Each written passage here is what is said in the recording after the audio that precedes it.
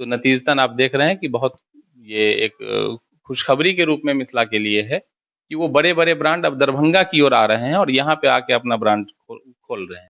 ये स्ट्रक्चर बड़ा कर लेना, इससे रिज़ल्ट बड़ा नहीं हो जाता। अगर किन्हीं का फ़ी ज़्यादा है, किन्हीं के पास आकर्षित करने के लिए बड़ा ब्रांड है, बड़ा नाम है, तो हमारे अभिभावक साल 2 साल में इस बात को स्पष्ट रूप से देख सकते हैं। एक दिन बच्चों के समय को अपने शिक्षक के साथ बिता के जैसे हमने प्रयास किया, हमारा रैंकर बिल्डिंग है, वहाँ 24 आवर बच्चों की मॉनिटरिंग होती है। हमारे यहाँ जो डे स्कॉलर स्टूडेंट हैं, वो भी सुबह से शाम तक हमारे स्टडी रूम में बैठ के पढ़ाई करते हैं।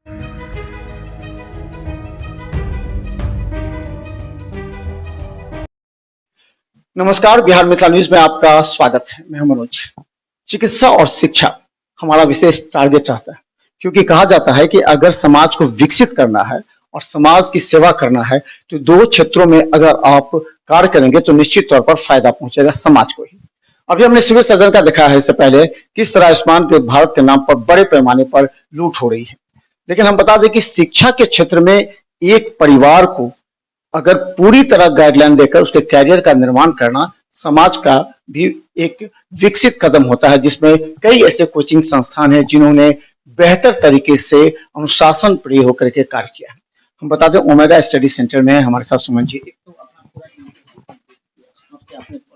धन्यवाद मनोज जी। मैं ओमेगा स्टडी सेंटर दरभंगा का चेयरमैन हूँ और 2015 में हम लोगों ने एक पवित्र उद्देश्य के साथ, चूँकि मिथिला की धरती पे ही मैं भी जन्मा हूँ, तो मैं अपनी कुछ जिम्मेदारियों के निर्वहन को अपने ध्येय में रखकर हम लोगों ने 2015 में ओमेगा स्टडी सेंटर की शुरुआत की थी। और आज हम लोग जिस रिजल्ट के साथ मार्केट में हैं, जितने बच्चे, जितने अभिभावक का भरोसा है, तो हम लोग काफ़ी उत्साहित हैं और हमारा जो उद्देश्य है, उसके पूर्ति के लिए दिन-रात एक करके हम लोग रोज़ अपने रिजल्ट को, अपने बच्चों को अनुशासन में रखकर एक जिम्मेदार नागरिक बनाने के साथ-साथ एक बेहतरीन रिजल्ट डॉक्टर और इंजीनियर बनाने की ओर हम लोग बढ़ रहे हैं और प्रत्येक साल बेहतर रिजल्ट के साथ हम लोग मार्केट में अपने ही रिकॉर्ड को आगे। एक जब प्रारंभिक क्षण होता है जिसमें काफी स्ट्रगल लाइफ होता है, उस समय भी सोचता विचलित होता है, मन करें ना करें, छोड़ दें। तो स्टार्टिंग समय में किस तरह आपने किया फैकल्टी को लेकर के, बच्चों को लेकर के, और किस तरह आपने इस पूरी तरह एक समूह को बनाया? ऐसा है कि 2015 में जब हम लोगों ने ओमेगा स्टडी सेंटर का नींव रखा था, तो प्रारंभ में हम लोगों का एक ही उद्देश्य था कि यहाँ के बच्चे अगर दूर-दराज के क्षेत्र में जाते हैं, तो कहीं न कहीं अपना घर छोड़ने में जो परेशानी होती है, वो परेशानी उनके साथ भी आती होगी। और बाहर जाने का उद्देश्य तो सिर्फ़ एक बेहतरीन रिज़ल्ट को पाना है। हम लोगों ने सोचा कि इस मिट्टी पे अगर कुछ ऐसा किया जा सकता हो, तो एक प्रयास करनी चाहिए। हम लोगों ने ओमेगा स्टडी सेंटर का नींव रखा, इसको स्टार्ट किया। जहाँ तक संघर्ष की बात है, तो वैसे हर एक क्षेत्र में आप जब भी किसी भी काम को प्रारंभ करते हैं, तो उसमें बहुत सारा स्ट्रगल आता है, बहुत सारे हर्डल्स आते हैं। लेकिन हमारे साथ कुछ नया हुआ और पूरे मिथिला के लोग इस बात के साक्षी हैं कि प्रारंभ में जैसे ही हम लोगों ने संस्थान का आरंभ किया था, तो कुछ बेहतरीन रिजल्ट और अपने शिक्षण पद्धति को लेके हमारा चर्चा हुआ था और ये कई लोगों को नागवार गुजरा था। तो उन लोगों ने पब्लिकली ऐड करके हमारे अगेंस्ट एक पूरा का पूरा मुहिम चलाया था, जो तकरीबन पूरे 1 साल तक चला था। तो उस दौर में कभी-कभी ये फ्रस्ट्रेशन आता था कि यार हम तो अच्छे ध्येय के साथ काम कर रहे हैं, लेकिन इसमें भी अगर हर्डल आ रहा है। लेकिन कहीं न कहीं दिमाग में था कि अगर हमारा उद्देश्य पवित्र है, तो लोगों का समर्थन मिलेगा, लोगों का साथ मिलेगा। जहाँ तक रही फैकल्टीज़ की बात, तो एक बेहतर रिजल्ट के लिए सबसे अहम भूमिका जो होती है, वो अच्छे शिक्षक की होती है। और यहाँ के शिक्षक देश के विभिन्न जगहों पे, जिन जगहों को रिजल्ट के लिए जाना जाता है, वहाँ पे दरभंगा, मधुबनी, सीतामढ़ी, समस्तीपुर इसी रीजन के शिक्षकों का भी बोलबाला है। तो हम लोगों ने एक टारगेट किया और दूर-दराज हर जगह जाके, हर एक संस्थान में जाके और वहाँ ऐसे सभी शिक्षक जो मिथिला से जुड़े हुए हैं, मिथिला के हैं और अपनी मिट्टी को छोड़ के एक बेहतरीन रिजल्ट के लिए बाहर के बच्चों पे बाहर जाके काम कर रहे हैं। वैसे सारे लोगों से अनुरोध किया कि आप अपनी मिट्टी पे आइए और यहाँ एक बेहतर इंफ्रा के साथ हम लोग ने अपना सारा काम स्टार्ट किया है।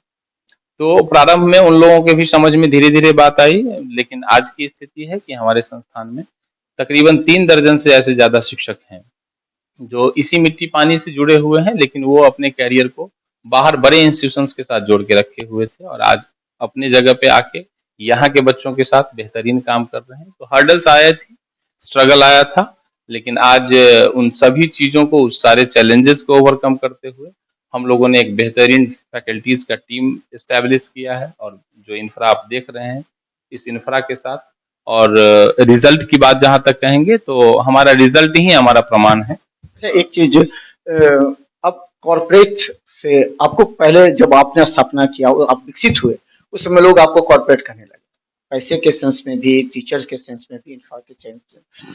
अभी जो कॉर्पोरेट आ रहे हैं, कई ऐसे आए हैं, तो क्या लगता है कि उससे कम्पीट करने के लिए, प्रतिस्पर्धा करने के लिए आपको और क्या क्या मजबूती करना है? जहाँ तक कॉर्पोरेट की बात है तो मैं मानता हूँ कि जो आवश्यकता है उसकी पूर्ति तो आपको करनी ही होगी। वो जमाना चला गया जब संसाधन के अभाव में लोग सफलता के लिए प्रयास करते थे। उसमें कहीं न कहीं कई गुना ज़्यादा प्रयास करना होता है। तो हम लोग अगर रिसोर्सेज को डेवलप करें, अगर हम अपनी संसाधन को विकसित करते हैं, उस परिस्थिति में सफलता पाना थोड़ा आसान हो जाता है। तो प्रारंभ में लोग कहते थे कि ओमेगा स्टडी सेंटर एक कॉर्पोरेट के रूप में एस्टेब्लिश हो रहा है और यहाँ का फी, यहाँ का इंफ्रा बहुत अपडेट है। तो मैं आज भी मानता हूँ कि उन चीज़ों को भी मैंने पहले से काफ़ी विकसित किया है, और उसी का नतीजा है कि आप देख रहे हैं आए दिन हमारे शहर में देश भर के बड़े-बड़े ब्रांड जिनको हम लोग पहले जानते थे कि ये सारे इंस्टीट्यूशन बाहर दूर-दराज जगहों पे एस्टेब्लिश हुए थे। तो कहीं न कहीं ओमेगा का जो प्रयास था आज से 9 साल पहले, उसका ही नतीजा है कि देश भर में अब लोग जानने लगे हैं कि नहीं, दरभंगा में रह के भी दरभंगा के बच्चे रिजल्ट कर रहे हैं और वहाँ के बच्चे यहाँ नहीं आ रहे हैं।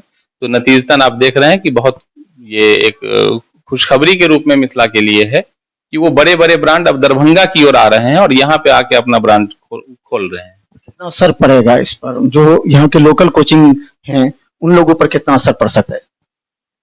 असर की बात अगर आप ये है कि उनके कंपटीशन से यहाँ का क्या माहौल होगा, तो वो एक अलग पैरा है चीजों को अवलोकित करने के लिए। बट मेरा पर्सनल मानना है कि हमारा उद्देश्य यही था कि मिथिला पे अगर यहाँ के बच्चे यहाँ पे रिजल्ट करने लगेंगे तो पूरे देश का आकर्षण मिथिला की ओर होगा, और मैं मानता हूँ कि हम लोग उस प्रयास में सफल रहे हैं। और जहाँ तक कंपटीशन की बात है तो आप अगर अच्छा काम करते हैं, या जो भी इंस्टीट्यूशन, ओमेगा हो या अन्य कोई भी इंस्टीट्यूशन हो, वो अगर अच्छा काम करता है तो ही वो मार्केट में रह सकता है।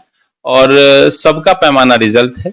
जो बाहर से कोचिंग आए हैं, अगर उनका रिजल्ट बेहतर होगा तो निश्चित रूप से हम लोगों को और अपने कार्यकलाप पे ज्यादा ध्यान देना होगा, हम लोगों को भी उस रिजल्ट के साथ रहना होगा। आपको बता दें, जितना ही अभिभावक और छात्रों की चुनौती होती है, उतना ही अधिक जिम्मेवारी और चुनौती जो कोचिंग मैनेजमेंट है उसकी होती है, क्योंकि उसके एक एक स्टेप पर विरोधियों की भी नजर होती है, और खासकर बच्चों की भी। जो बच्चे असफल होते हैं वो निश्चित तौर पर उन खामियों को बाहर ले जाते हैं, लेकिन जो सफल होते हैं वो फैकल्टी और स्कूल मैनेजमेंट को धन्यवाद देते हैं। खासकर वैसे गरीब अभिभावक जो ओमेगा सेंटर में आकर के अपने बच्चों के कैरियर निर्माण कर चुके हैं, निश्चित तौर पर उनके चेहरे पर खुशी की लहर है। इन्होंने कुछ ऐसे सिलेक्टेड छात्रों को अलग से भी, जो उनको रहने खाने के साथ उनकी तैयारी पर पूरी मॉनिटरिंग कर रही है, ऐसे छात्रों का रिजल्ट बताएगा कि दरभंगा से भी ये छात्र पूरे देश में नाम रोशन कर रहे हैं। और खासकर अगर पूरे बिहार और देश में दरभंगा जैसे क्षेत्र से अगर छात्र नाम रोशन करते हैं तो सबसे बड़ी उपलब्धि गिनी जाएगी। और हमारी नजर पूरी तरह दरभंगा के अन्य कोचिंगों पर रहेगी कि आखिर छात्रों के हित में, अभिभावकों के हित में और खुद दरभंगा के हित में कौन सा कोचिंग बेहतर कार्य करता है। धन्यवाद।